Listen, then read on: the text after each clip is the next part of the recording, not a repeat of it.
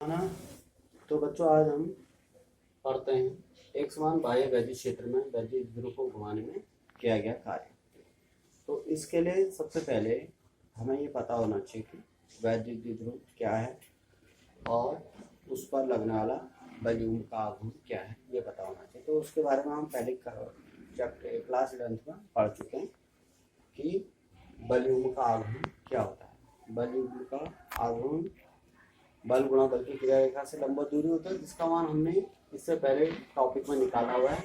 किसी द्विध्रुव पर कार्य करने वाले बल आघूर्ण बलयुग्म का आघूर्ण उसको हमने उसका मान लिखा था हमने T sin थीटा। ये बलयुग्म का आघूर्ण काम करता है किसी वैद्युत ध्रुव को जब हम वैद्युत क्षेत्र पर रखते हैं। ये सपोज वैद्युत क्षेत्र है, इसमें कोई वैद्युत ध्रुव थीटा कोण बनाते हुए रखा गया है, तो इसका जो बलयुग्म का आघूर्ण काम करता है वो होता है T sin थीटा। इस थीटा कोण पर डिपेंड करता है। अब बाह्य वैद्युत क्षेत्र में वैद्युत ध्रुव को घुमाने में हम कार्य कर रहे हैं। और ये बाह्य ये वैद्युत क्षेत्र है, इसमें हम वैद्युत ध्रुव को इस वैद्युत ध्रुव को घुमा रहे हैं यूं करके। ये ऐसे करके जब घूमेगा यूं करके, तो वैद्युत ध्रुव को घुमाने में कार्य कितना किया जाएगा। तो उसके लिए क्या है, इस पर बलयुग्म का आघूर्ण क्या लगेगा, क्योंकि थोड़ी विस्थापन हो रहा है, यहाँ पर रेखीय विस्थापन नहीं हो रहा। घुमाने में जो होता है किसी द्विध्रुव को, वहां पर कौन सा विस्थापन हो रहा है, कोणीय विस्थापन हो रहा है। तो कोणीय विस्थापन में किया गया कार्य जो होता है वो किसके बराबर होता है, बलयुग्म का आघूर्ण गुणा कोणीय विस्थापन के बराबर होता है। तो कोणीय विस्थापन हो रहा है, इसलिए यहाँ पर कार्य जो होगा बलयुग्म का आघूर्ण गुणा कोणीय विस्थापन के बराबर होगा। तो वो कार्य हम निकालने के लिए हमें पता है यहाँ पर बलयुग्म का आघूर्ण कितना काम करता है। ई वैद्युत क्षेत्र, अगर ई वैद्युत क्षेत्र माने यहाँ पर हम, और वो उसका कोई वैद्युत ध्रुव रखा गया हो हमारा, जिसके दोनों आवेशों के बीच की दूरी क्या हो, 2L हो। तो उसके लिए वैद्युत ध्रुव का आघूर्ण P बराबर क्या होता है, 2Q। ये हमने पहले पढ़ा हुआ है। तो 2QL वैद्युत ध्रुव का आघूर्ण होता है, और ये होता है तो बलयुग्म का आघूर्ण, वैद्युत ध्रुव का बलयुग्म का आघूर्ण। ये बलयुग्म का आघूर्ण है, ये ध्यान रखना है, बलयुग्म का आघूर्ण। बल आघूर्ण वैद्युत ध्रुव का आघूर्ण और वैद्युत ध्रुव का बलयुग्म का आघूर्ण में अंतर है। ये बलयुग्म का आघूर्ण है जिसका मान होता है T sin थीटा। हमने पहले निकाला है, इससे पहले जब हमने टॉपिक पढ़ा था बलयुग्म का आघूर्ण कैसे निकालते हैं। तो टॉ बराबर T sin थीटा, ये बलयुग्म का आघूर्ण काम करेगा अगर हम इसको थीटा कोण से घुमा रहे हैं। वैद्युत क्षेत्र ई में, वैद्युत क्षेत्र ई में थीटा कोण से घुमा रहे हैं, तो उसमें बलयुग्म का आघूर्ण ये काम करेगा। अब इस बलयुग्म के आघूर्ण के द्वारा कार्य कितना किया जाएगा घुमाने में, तो उसका मान क्या होगा, कार्य जो होगा हमारा, कार्य बराबर होता है बलयुग्म का आघूर्ण, क्योंकि यहाँ पर कोणीय विस्थापन हो रहा है, रेखीय विस्थापन नहीं हो रहा। रेखीय विस्थापन अगर होता तो कार्य क्या होता है, बल गुणा विस्थापन सूत्र होता है। यहाँ पर कोणीय विस्थापन हो रहा है, तो कोणीय विस्थापन में कार्य जो होता है वो क्या होता है, बलयुग्म का आघूर्ण गुणा कोणीय विस्थापन। ये हम जानते हैं, पहले हमने क्लास 11th में पढ़ा हुआ है। कोई वस्तु अगर कोणीय गति करती है तो उस पर जो कार्य होता है बलयुग्म का आघूर्ण गुणा कोणीय विस्थापन के बराबर होता है। अगर कोई बलयुग्म जहां पर काम कर रहा हो, तो यहाँ पर बलयुग्म कैसे काम करता है, -q आवेश पर इधर को, +q आवेश पर इधर को काम करता है, जिसके कारण वस्तु घूमने लग जाती है, द्विध्रुव घूमने लग जाता है। तो जिसके कारण बलयुग्म का आघूर्ण जिसका मान आता है टॉ बराबर P sin थीटा। अब कार्य निकालेंगे तो यहाँ पर जो बलयुग्म का आघूर्ण में कितना हमारे पास P sin थीटा। अब इसको जो घुमाने में जब हम कार्य निकालेंगे तो कैसे निकालेंगे, सपोज हम द्विध्रुव को कहां से घुमा रहे हैं, थीटा 0 से थीटा कोण तक घुमा रहे हैं सपोज। हम कितना भी घुमा सकते हैं, 1 राउंड घुमाए, 2 राउंड घुमाए, 0 से 70 डिग्री, 0 से 180 डिग्री, 0 से 90 डिग्री, कितना भी घुमाए, घुमाने में किया गया कार्य निकालने के लिए हम क्या करेंगे, उसको सपोज द्विध्रुव को हमने क्या करते हैं, हम हल्का सा डी थीटा कोण से घुमाते हैं। डी थीटा कोण से जब घुमाएंगे तो कार्य भी क्या आएगा, बहुत सूक्ष्म कार्य आएगा, जिसका मान क्या होगा, DW क्या होगा, बहुत सूक्ष्म कार्य होगा। वो किसके बराबर होगा, बलयुग्म का आघूर्ण टॉ इंटू डी थीटा। अब जब जे टॉ का मान जो है थीटा जैसे जैसे बदलते जाता है, टॉ का मान भी बदलते जाता है। लेकिन जो है डी थीटा जो है बहुत सूक्ष्म राशि है, विस्थापन कोणीय विस्थापन जो है बहुत सूक्ष्म राशि है। डी थीटा बहुत सूक्ष्म होने के कारण टॉ का मान क्या हो जाता है, उतने कम कोणीय विस्थापन के लिए बदलता नहीं है, ये हम मान सकते हैं।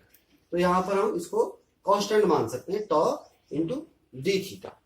तो टॉ इंटू डी थीटा आ गया तो डी डब्ल्यू का मान ये आ गया। तो संपूर्ण कार्य जो आएगा हमारा थीटा जीरो से थीटा कोण घुमाने में, डी थीटा कोण घूमने में तो ये कार्य आ गया D W.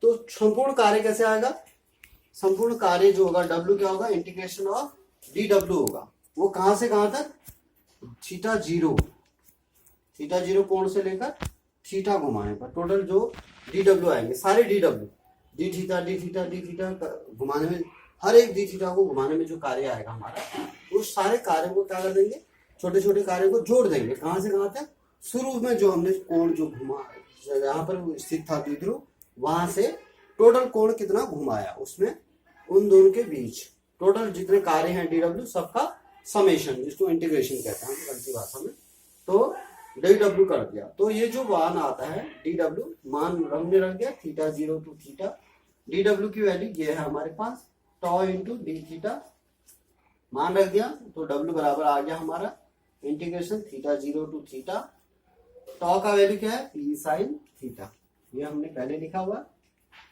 Toe equal to P sine theta, ये मान रख दिया यहाँ पर इसका, इंटू डी थीटा, तो P sine theta D theta. अब इंटीग्रेशन में पी ये कांस्टेंट चीजें बाहर आ गई, तो आंसर हमारा क्या आ गया, theta zero to theta, P बाहर आ गई कांस्टेंट चीज है, साइन थीटा डी थीटा का इंटीग्रेशन बच गया, साइन थीटा डी थीटा। अब पी ये कांस्टेंट चीज बाहर है, इंटीग्रेशन जो होता है साइन थीटा का होता है माइनस कॉस थीटा होता है, माइनस कॉस थीटा होता है।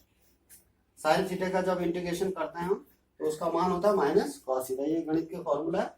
इसकी लिमिट जो है हमारी कहां से कहां तक है, थीटा जीरो टू थीटा तक है, थीटा जीरो टू थीटा तक, ये अपर लिमिट ये लोअर लिमिट। अब अपर लिमिट लोअर लिमिट रख दी तो डब्ल्यू का जो वैल्यू आ जाता है वो आ गया हमारा पी, पहले माइनस, इस माइनस को भी बाहर भी ले सकते हैं हम, माइनस यहां ले लिया, लिमिट पहले कॉस थीटा की लिमिट रखी जीरो वाली, ये माइनस मैंने यहां ले लिया, तो कॉस थीटा की पहले लिमिट अपर लिमिट रखी, जीरो थीटा रखी, तो कॉस थीटा थीटा ही रहा, थीटा की जगह थीटा लिखा। अब लोअर लिमिट रखी, थीटा की जगह थीटा जीरो मान रखेंगे तो कॉस थीटा जीरो ये मान आ जाएगा।